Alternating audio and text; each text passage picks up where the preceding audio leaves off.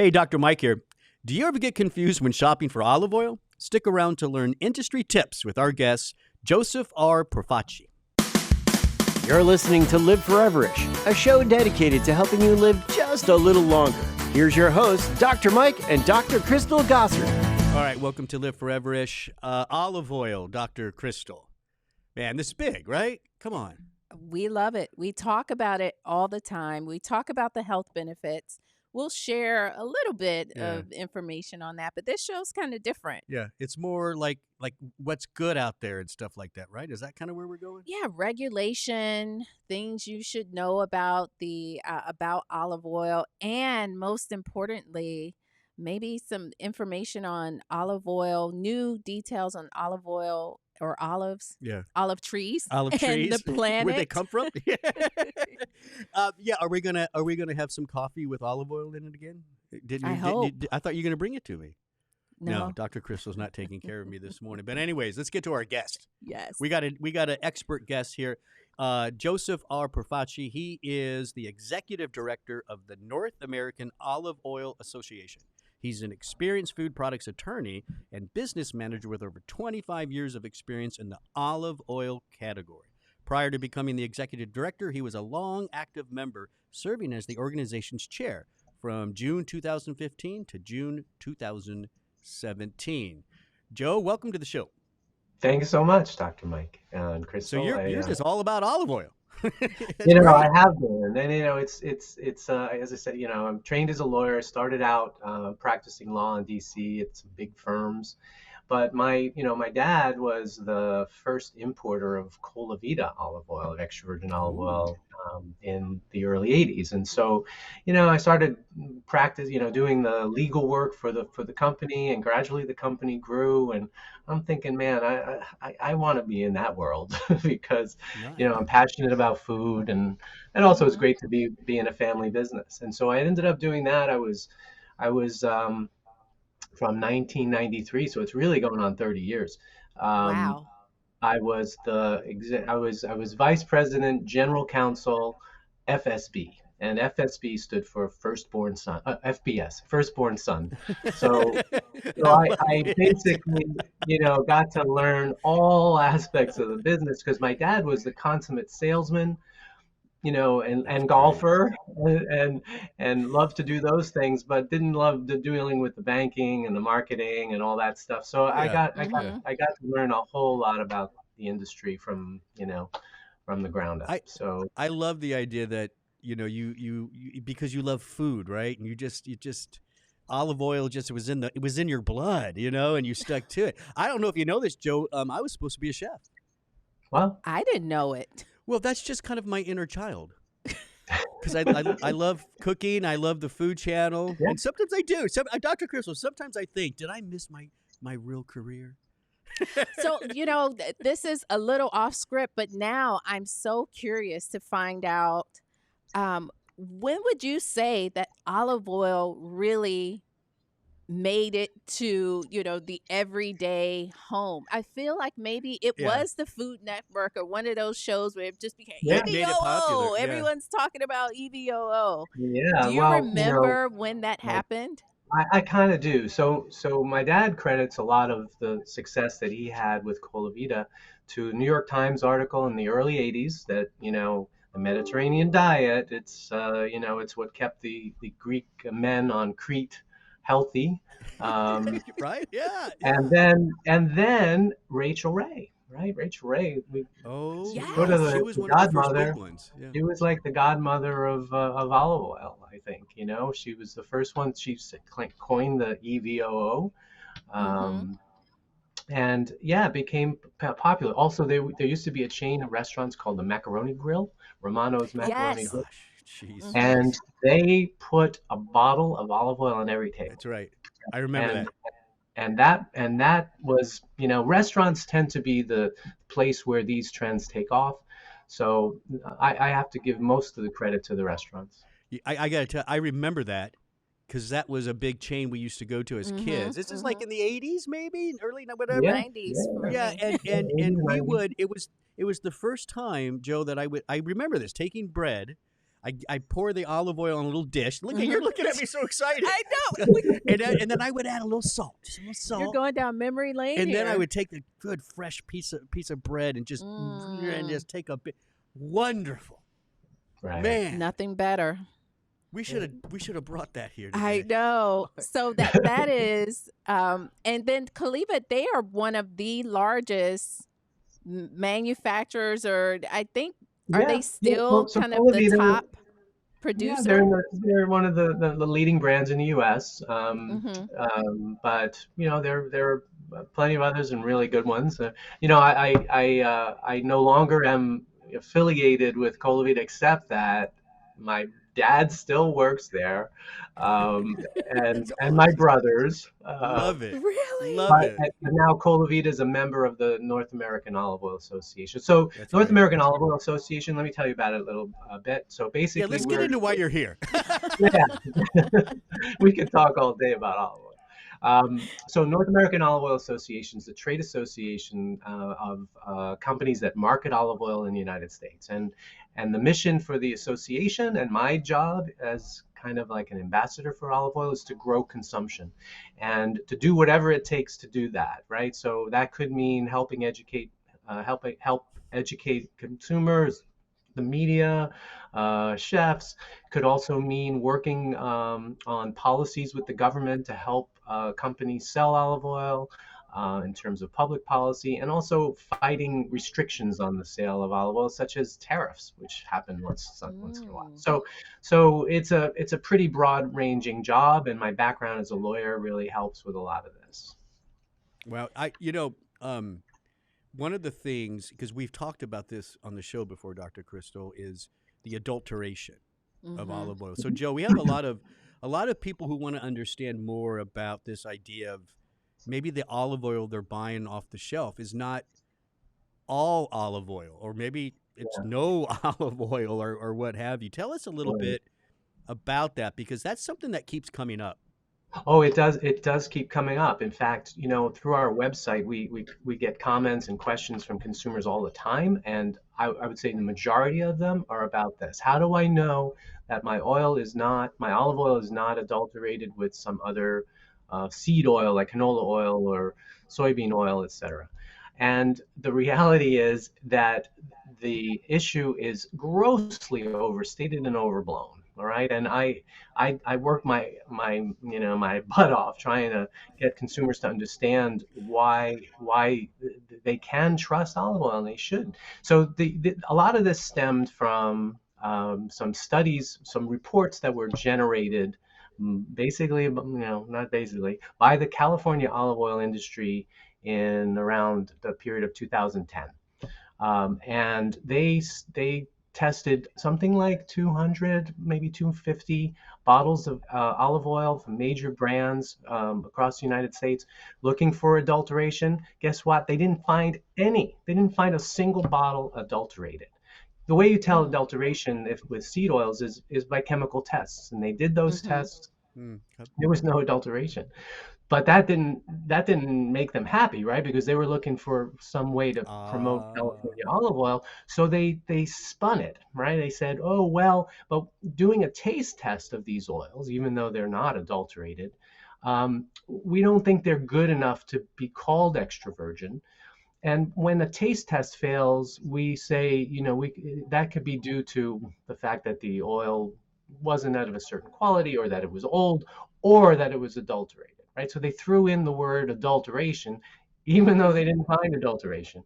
And guess what? That's what got spun all over the internet, and even to this day, I still see it. And so we're still fighting it.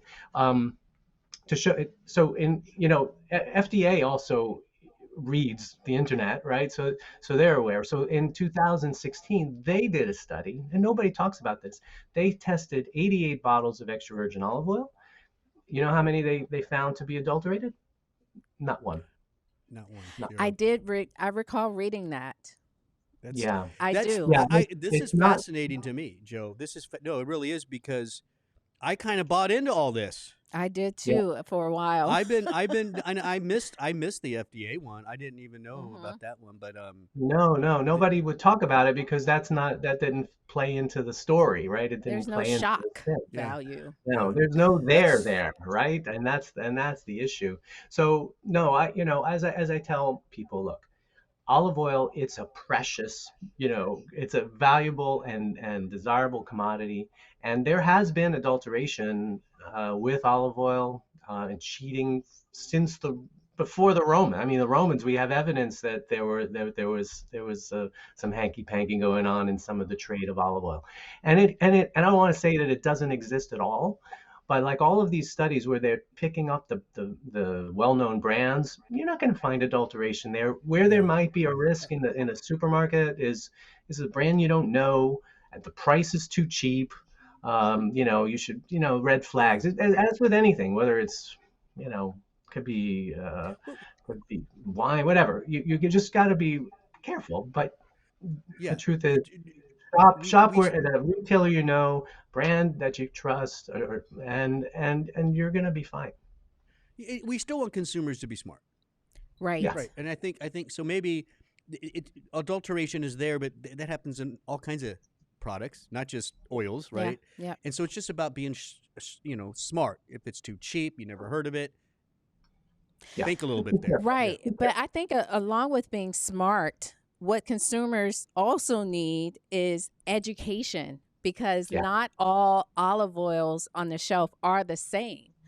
There is the EVOO, then there's the virgin olive oil, and then there is just the olive oil, and then there are the ones that say olive oil light. light. Yeah, And so yeah. when you're shopping, people just pick up, okay, Ah, this is olive oil. Oh, I want something light, maybe thinking that it's healthier or yeah. whatever. I don't know what would be in their minds, but I think there's a lot of It confusion is. as well. And hope maybe you can help to clear it up for us, clear it up for Yeah, our listeners.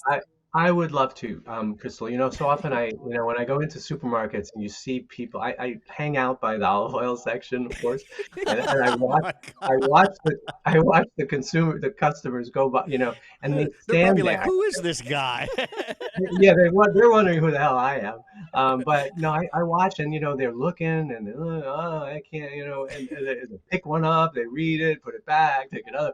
So yeah, it's really unfortunate the way the laws have developed in this country for labeling oils, okay, and not just Mm-hmm. olive oil, all oils. So when you go to the supermarket and you see something that says olive oil, or it says canola oil or sunflower oil, and the word virgin is missing from that name, all right, Mm-hmm. that's what's the key here. There are basically two kinds of oils. There are virgin oils and there are refined oils, Okay. right? So Okay. anything that doesn't say virgin has been refined. All right. Now, all right, so refining removes flavor and color and a lot of the sort of micronutrients that are in virgin oils. Okay, so that's Mm-hmm. why they're clear and they have no taste or little taste, right? Mm-hmm. We call those neutral oils. Now, Okay. virgin oils, right? So you mentioned extra virgin and virgin olive oils. There are other virgin oils like avocado can be virgin. Mm-hmm. Not a lot of it is, by the way. You got to look for the word virgin. But where the word virgin is, that means the oil has not been refined. And Mm-hmm. so that's going to have the most flavor and often color. Color, by the way, is not an indication of quality when it comes to olive oil. I'll make that clear. Okay. But but the flavor is one of the things that are attributed to the polyphenols, the healthy micronutrients and antioxidants that are in olive oil. So the Mm-hmm. flavor does matter, right? In that sense. So virgin versus oils that don't say virgin are the ones Mm-hmm. that are refined. So the Now, same. So can we pause there and can you yeah, just define refined? Does this yeah. mean that are we heating it? What are we doing when we're Yeah, so the refining it? refining process typically involves heat, number Mm-hmm. one, and then typically it will involve the use of sodium hydroxide a chemical that's used by our water system, municipal water supplies to filter, to lower the acidity and purify the oil and the waters that we drink, right? So they use basically that same chemical to purify the oil, the virgin oil, so that it's um, neutral tasting Okay. and clear in color. And Okay. also the process results in a higher smoke point, which maybe we can get to if we have time. Okay. Well, I thought too, and so I like the way you that helps me, right? Mhm. You know, basically unrefined versus refined. Virgin's the key word. Um, di- s- I thought virgin was more related to what they refer to as like the first press or the second, right? Is that where? So if it's first press virgin, is that extra virgin?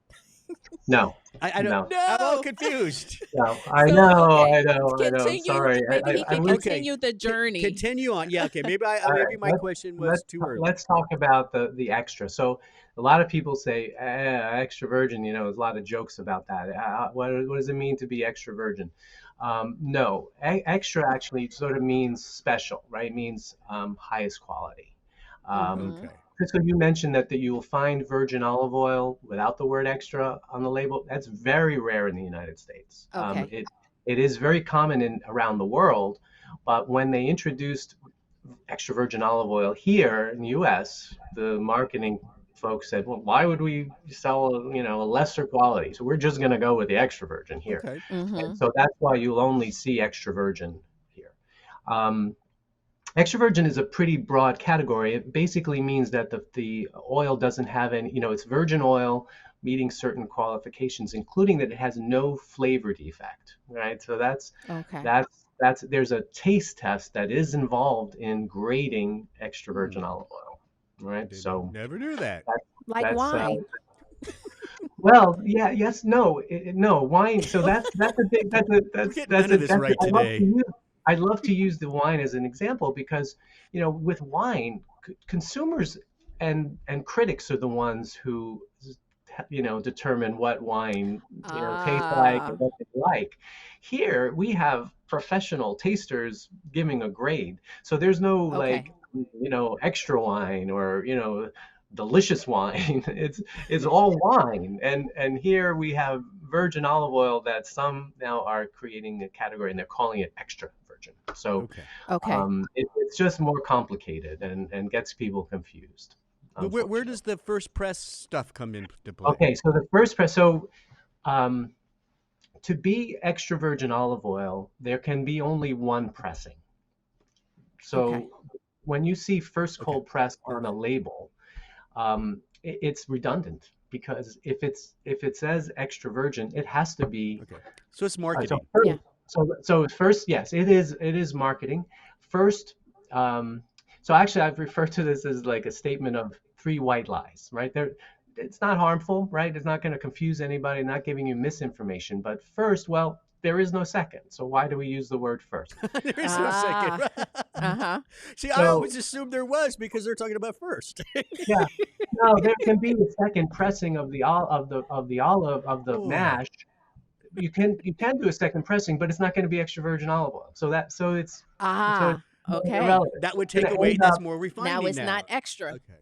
that oil that's from the second press can be later refined, right, for Ah. the Okay. regular olive oil. And then the other thing is if the oil is by these taste tester panels, if they don't decide that this oil can be called extra virgin, again the manufacturer may say, okay, producer, I'm going to send this to be refined. I'm going to sell it as regular I olive oil got you. or light Mhm. tasting. So let me also talk about that light tasting because I I think so when we want as a chef or a home cook to use a neutral flavored oil for certain recipes, then extra virgin olive oil may not be a good choice. However, for my choice would be to use light tasting olive oil Okay. because what that means is it's basically the same as the taste of canola or sunflower oil. No taste, light color, so it can be a neutral oil. So that's really what Well, light tasting okay, means. so use it when you're looking more for neutral taste, right? Because, Yeah. Like you but Correct. don't I just can't. I'm the when I see light, to me, I think like diet, less than. Like Yeah, I want the real stuff. right, but yeah, You I know? get it. Like, my mom went on this, well, she's still on the olive oil bandwagon, which is a good wagon to be on, the olive oil train. Yeah. And but my dad did not like the fact that she started cooking eggs in the olive oil because you can taste the Yeah, olive I oil. like So it. then she started buying the light. So I see Where it where could be used. light Yeah, yeah. fits in. Well, yeah. let me. Okay, so if you switch to light olive oil for a neutral flavor, right? Like Mhm. the eggs, am I still getting the polyphenols I want? Am I still getting the good? Have I changed the nutritious content? You have, Mm. you have. It is not the same. It is the same fatty acid profile, right? So most of Mhm. the health benefits that we read about for olive oil, including the heart and some of the research on dementia and other things like diabetes, a lot of it have to do with just the fatty acid profile, which is high in oleic acid, right? Mhm. That's the key for a lot of these health benefits. All olive oil, regardless of grade, regardless of whether it's refined or virgin, has the same fatty acid profile. Mhm. However, Dr. Mike is correct. The polyphenols, those and antioxidants, those get eliminated in the refining process. Gotcha. Now, There you go. Okay. Yeah. one thing I can tell you though that regular olive oil and the light tasting olive oil both have some virgin olive oil added back to it. And Oh. that gives it some flavor, so some flavor and some of the antioxidants. So typically with regular olive oil, if it doesn't say light, it's going to be about 15%, maybe 20% of virgin olive oil added, and Oh, that'll give okay. you some flavor and some Mhm. polyphenols. Light tasting means it just has less of the virgin added. So there I've is never seen, an advantage. but it in the supermarkets I go to, right? At least in South Florida, I don't. All I ever see is extra or light. I Yeah, don't ever see just olive regular oil. olive oil, just olive oil. Yeah. Well, I It's wonder if, yeah, and I sometimes see it mixed with other things where it just says with olive oil or olive oil Oh, added. But it gets so confusing. Well, I'm that was sticking with the extra yeah. now that I know. I know Oh, this yeah, is yeah. no. It's Unless you fascinating. want a neutral, right? Unless you want a neutral oil, then there's no reason to use anything except extra virgin olive oil. Um, yeah, as long as you can afford it. But there's a misconception about the price that it's unaffordable. It's really not. We can talk about Hmm. that if you like, but Now, you mentioned something earlier that I want to circle back to about the color Oh, and the difference. Like we once thought the darker the oil, that green color, and I'm sure to a certain extent. Are you saying eh, it doesn't matter? And what now I'm processing it and I'm thinking, is it because olives are different colors? Okay, so that's yeah, hilarious. no, absolutely, it does not matter. And we have a bias. We all have a bias that a dark green color looks more natural and should taste better, but it's just not true. So in fact, when these professional tasters, when they're grading olive oils, they have to use, by regulation, they have to use these blue glass cups because Oh, so it they can't. So completely they can't. Yeah, obscures the they're color. blinded. Oh. Because even That makes experts sense. have that bias that they think that Yeah. that's the case, but it is not. So yeah, it is. It's not. Pay more attention to the label. What is it? Extra virgin. See that word Mhm. virgin? That's the key thing. And then you'll see what the flavor is like. I want to get into the last section here about the Mhm. environment and stuff like Mhm. because you had questions about that, right? But before we do, you bring up a good question, right? There's so many different types of olives. What are the most common olives used to make olive oil? There are something like 1,000 varieties of olives that have been cultivated to make olive oil. So The most common ones these days, they're in the United States now. They're growing a lot of arbequina, which is a Spanish olive. Mm-hmm. Coratina, it comes from the south of Italy, from the Puglia region mostly, and that's a really strong oil. That gives a really strong Okay. tasting oil. Koroniki from Greece. In Morocco, Mm. there's the Picheline, the French Picheline, and same in France. So they're really, it varies by region, and it's a lot like wines and grapes. You can take a Coratina olive tree branch and plant it in California, as has been done. And the terroir where the olive grows will affect its flavor. So an arbequina Yeah, grown in California may not taste the same as I as love an that. arbequina grown in Spain. So Yeah. yeah. Are you getting hungry? I am. I'm getting I hungry. keep imagining olive oil I, on bread. yeah, I know. I with a little salt. Yes. Well, let's go. You wanted to ask some questions about like the environment or something, right? Was it? Yes, and that's where I met you at the Nutrition News Update Oh, okay, conference, great. and we were at La Jolla Yeah, Beach, nice. California, Nice. and you spoke there, and you talked about olives or olive trees and the environment, and it just opened my eyes to a different aspect of something that I really loved, and I was just hoping you can kind of share some of that information with Dr. Mike. Yeah, I would love to hear it. Yeah, I'd love to, Crystal. Thank you. Yeah, so we see that more and more today. People are becoming a little more what they call climatarians, right? Climate is affecting how we make choices in life. Whether we take an Mhm. extra bag from the supermarket, or we stuff our vegetables in our backpack or something. Um, but when it comes to choosing foods, it's also becoming an issue. So when consumers are choosing which cooking oil they want to have, I think it's important that we all understand that there are differences in the way cooking oils are produced. So first of all, the first big issue that distinguishes olive oil from many of the others, popular cooking oils, is that olive trees, it's a permanent crop, right? You don't have to Mm. replant them every year. Well, They just are harvested at the in the fall, and then next year they do the same thing all over again. Because it's a permanent crop, olive trees are essentially they're trees, right? So they take carbon from the atmosphere and they bury it into a carbon sink in the soil. So they are actually helping by, like a forest helps keep the air fresh and reduces carbon. So it's a carbon sink.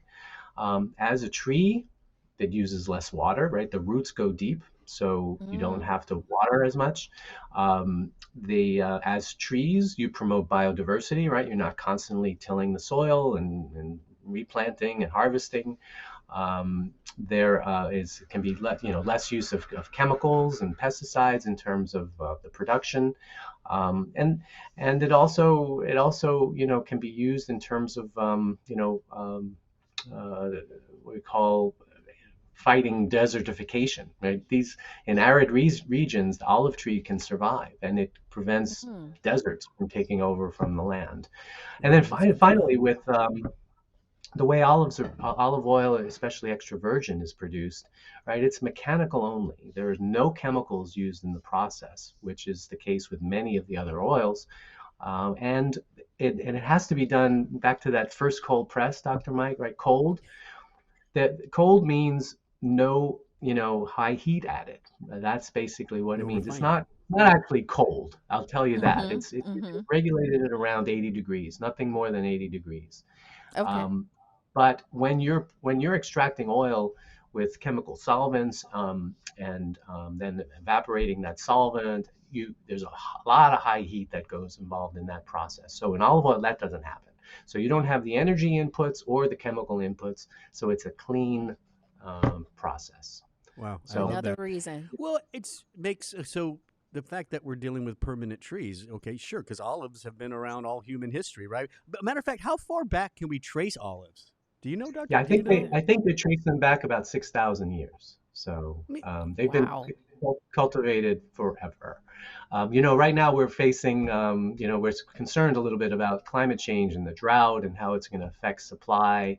Um, so I was talking with our PR person. We were talking about, you know, let's just go back to the Bible, right? You know, last week she told me in church the one of the readings was talking about how, you know, there was a, you know, problem in the Old Testament with the olive oil crop. You know, it just was, Yeah. you know, so it's like That's this true. Yeah, that's it's great. nothing new under the sun here, right? What I a mean, what goes rich, around rich, comes around. rich history, right? Yeah. Mm-hmm. You're listening to Joseph R. Profaci. He is the executive director of the North American Olive Oil Association.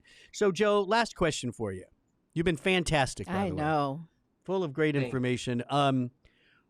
Like, what would you like our listeners? Like, what's the take home elevator pitch message for the listeners of the show? Yeah, okay. Well, you know, I would say first of all, you know, as with wine and beer and coffee and other products, it's important to understand that there are good, better, and best qualities of olive oil, and they're there to meet every flavor preference and budget, right? As I said earlier, shop at retailers you trust, buy the brands you know, but if you want to try a new brand, and we want to encourage that because it is a world of discovery with olive oil, um, but beware of prices that are too low, right? And too Yeah. good to be true. And always taste the oil as soon as you get it home, right? And if you don't like it, Mm. just take it back and ask for a refund or something that you Mm-hmm. like. So, in bottom line is olive oil. You know, olive. It's a simple natural food. It's affordable, delicious, and versatile. You know, with options for any budget and taste. Yeah. So all olive oils are healthy. Last thing, all olive oils are healthy. Yeah. But the more taste, the more potential health benefits that the oil will have, right? Yeah, So I like that. Yeah, Mm-hmm. yeah. You don't have to convince us. We love it. But then again, Dr. Chris and I love to eat. So, Joe, thank you so much for coming on today. It's been a fascinating topic and discussion.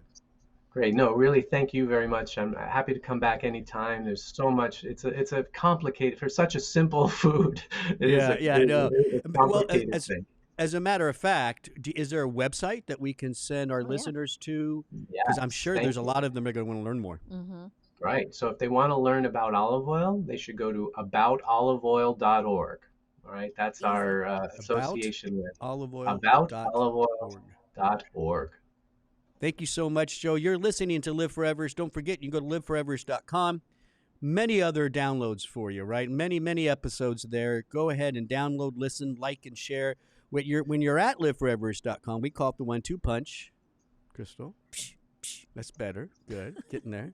You give your email, you join the family, and then you can subscribe, to your favorite service. What do they call them? Podcast listening platform. Aggregate app. They say aggregate. That's liveforeverish.com. I'm Dr. Mike. Thanks for listening.